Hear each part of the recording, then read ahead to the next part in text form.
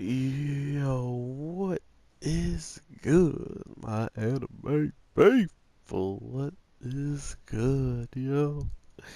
So, with this edition of JoJo, I found a JoJo character actually, and I thought that was pretty hype, so I had to throw him in there. So shout out, shout out to Stardust. But with this episode of JoJo, I honestly was getting pretty frustrated with the character, but quickly, very quickly, I changed my opinion on him with how smart his stand is, and not only how smart it is, but how inconvenient it would be for people who don't know how to get around it. It was actually one of the smartest episodes from some of the dumbest people. And I'll get into that why I think that I'm not saying like he's the dumbest of all the time because he was smart enough to do certain things, but they're both pretty dumb for oh JoJo for the win.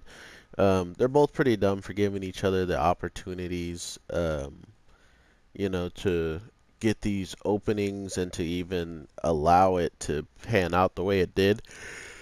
But this is JoJo we're talking about here, so nothing, nothing too out of the ordinary in this episode that makes you be like, "Oh wow, I can't believe they did that." Like this is JoJo, so everything can happen, and everybody knows that. So, um, just with that being said, I really did not expect JoJo to allow this character like this much character growth, man. Like he grew.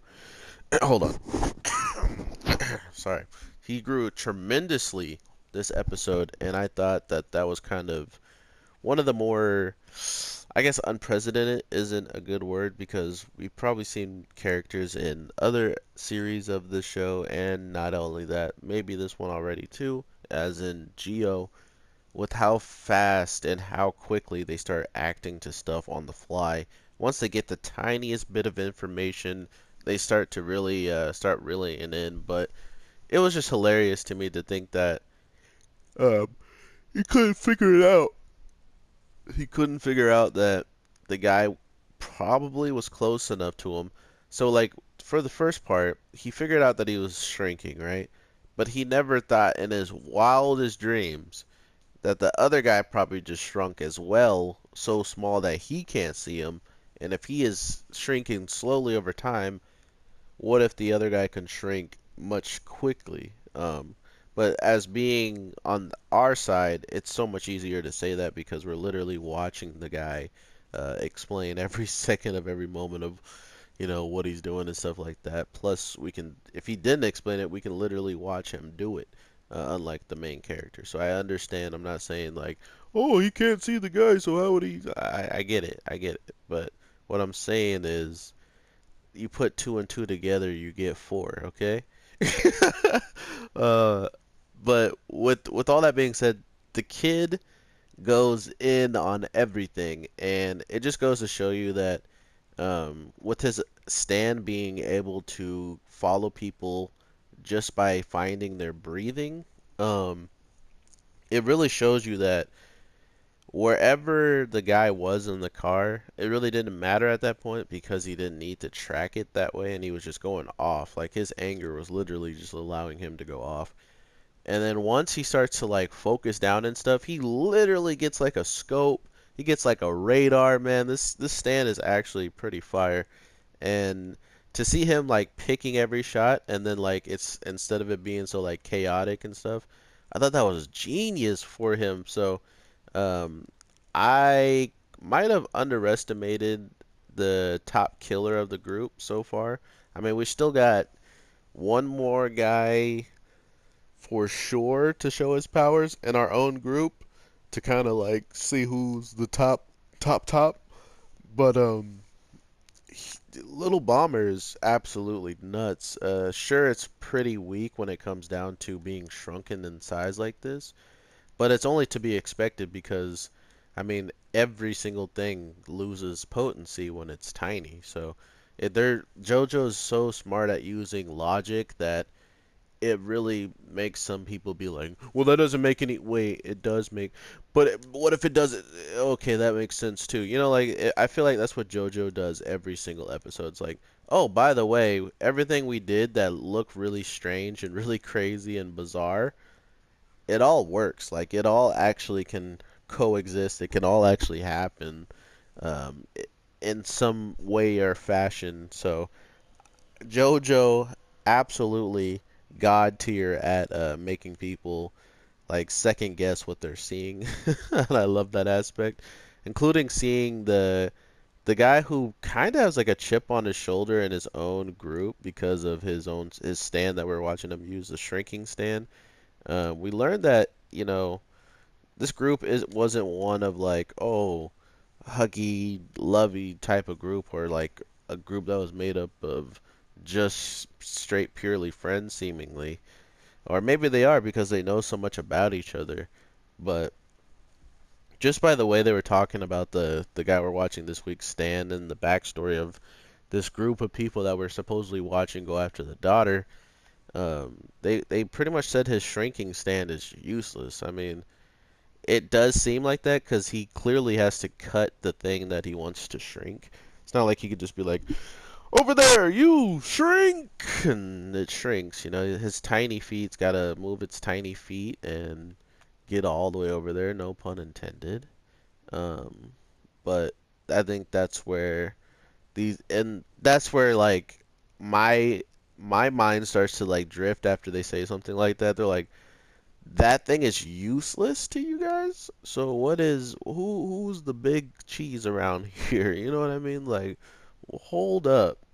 If shrinking himself and coming back instantly so he can get into like tight, like go into a keyhole and sneak into your house through that way without making a sound, compared to someone who can just throw a really heavy punch, or throw a punch, and once that punch lands, it has even more destructible force than a human, or like that's the stand's power. If it was just like a jackhammer of a punch or something, or like a sledgehammer times five.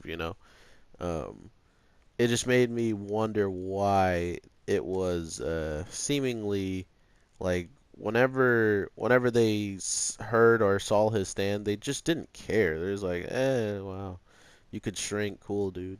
Like that's what kind of scares me about this group. But then to think that the author, or like the story arc or whatever that's using these characters, they got two of their own characters killed off. And not only did they get two characters killed off, they pretty much stopped their search after that. So we're getting a good perspective of what it looks like to go after the boss of this group that they're after. The same thing that we're watching our group do. They got delivered a body that had been cut up in so many different pieces, like every single piece down to the nails to the head, and made someone watch that. Um, Absolutely disgusting. And not only do they do that, then the guy who was watching dies from suffocation because he was so afraid, and just like it's his lover pretty much too. They're a couple, so it's like watching the person that you want to be with your whole entire life just be hacked away by some random dude. Um, Not to mention, uh, after all is said and done, they then mail that hacked up body to the people. They send it to the people who freaking yeah, yeah, you see where I'm going with this. So after that, they stopped searching, and they were like, you know what? Why go for the boss when he can just kill us at a flip of a coin, man? Screw that. And so they stopped for a little bit, but finding out about the daughter is the true reason why we're seeing them active again, which is pretty smart on the narrative of the story to take out some of the action so we can't see this guy get bodied. I mean, we straight up got like a good almost 7 to 10 minutes of the backstory of these random characters that we didn't know the name of. We didn't even know the name of the guy we were watching that shrunk, and then we got his whole entire crew right after we just started getting into this battle and stuff. So it's really smart on their part to lay this out. So then once he dies off, because he's probably gonna get more of a story in next week's episode, just like his necessary, maybe his reasoning behind joining and or something along those lines.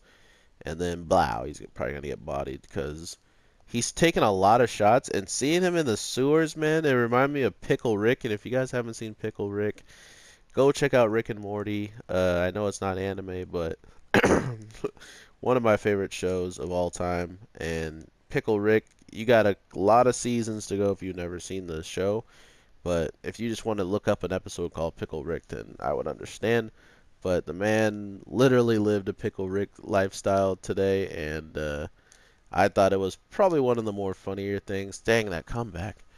It was one of the more funnier things to watch. I just expect a lot more like ridiculously small jokes and like small things to happen because at this point, um, I don't know if he can track if like Tiny Feet can track people that they have scratched because at this point he can do the hiding now and hope that the power wears off or something because this guy is full size in the sewers, but with having a stand in this show, you're pretty much like invulnerable to a lot of like basic stuff. So being in a sewer, and having like a manhole that you gotta find and stuff, it's not that big of a deal when you can just punch a hole probably through that stuff. So that's kind of like why this show is so crazy because he's just gonna like resurface at any time. This guy's got to figure out some plan to beat somebody while he's super shrunken down. And the first thing that I thought about is letting himself get smaller and smaller until Little Bomber is small enough to go into his brains or into his ears and shoot out his brains. I was like, he's gonna have to kill him in his brains when I was watching this. Oh man, but that's what JoJo makes you think, I swear. But yeah, seeing this guy absolutely go in with Little Bomber and almost like literally in the episode in one episode. But it feels like they all kind of do that. Like we saw the guy shoot the shot and then he aims at the driver. We're like, oh, this is over. But that's just how JoJo be getting down, and I love it for that aspect of you never really know until you know, and we're about to find out very soon here. So let me know what you guys think about in the comments of this episode. Who do you think is the better like fighter in the group still? Like, do you think it's Geo? Do you think it's Little Bomber? Not fighter as so much, like more like killer, like the person with the most ability to take out, like anybody in these situations. So if Geo was in this situation, do you think he would have got out of it a lot easier? He is a lot smarter. Um, and I mean just like on fighting paralysis, like a airplane that can sense breathing, a guy's bullets who can kick the bullets into the direction he wants to, or Geo who can literally make anything out of anything he touches, or the zippers. Let me know in the comments down below, guys. But yeah, thank you guys so much for watching. I will continue to grind. This episode came out rather late today, so sorry about the late drop. So hopefully it's on time next week. But we got more anime coming very soon. I will be dropping another episode, review tonight. So make sure if you're new, you guys hit that subscribe button and see what I'm gonna drop later tonight. It's gonna be on the index, a certain magical index. And if you guys are already interested in that, definitely stay around and give me your comments on that if you've already seen it. I would love to hear your guys' side. So with that, my anime people, I will talk to you guys in the next one, and I hope you have a great night, evening, morning, whatever the case is when you're watching this, and I will talk to you in the next one. All right, peace.